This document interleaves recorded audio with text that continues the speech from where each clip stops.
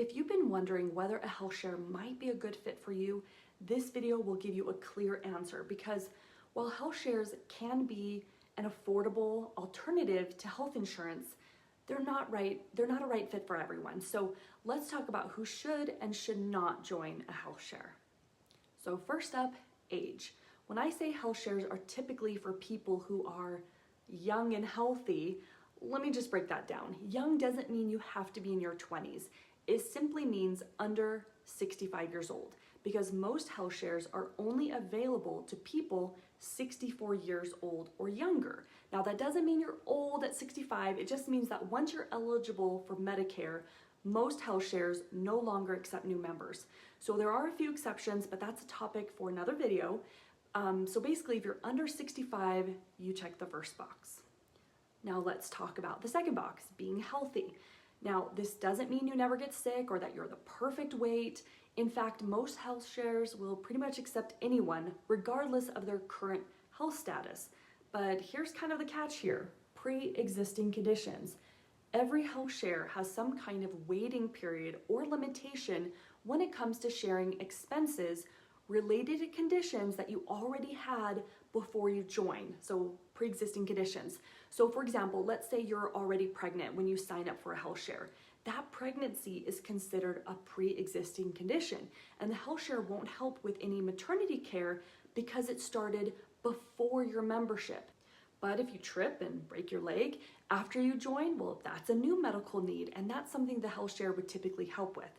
So ask yourself, are you currently dealing with a medical condition that's going to require ongoing or expensive care in the next year?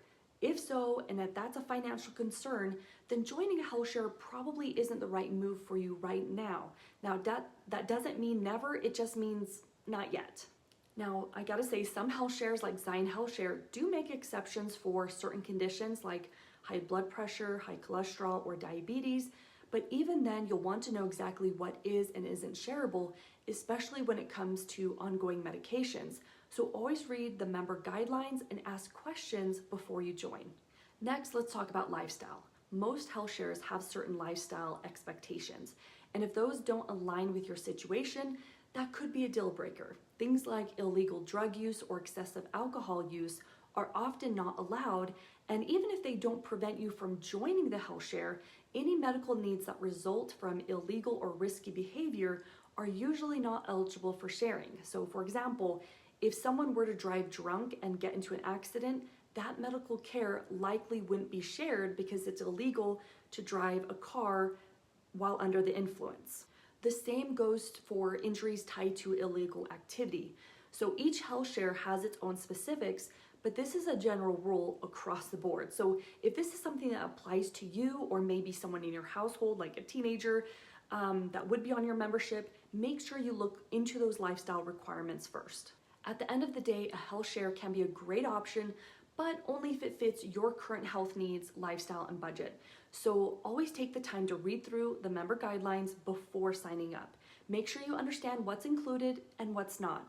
If you want to learn more about how health shares work, what to look for, and what to avoid, I created a free guide that breaks it all down for you. You can just download it using the link below.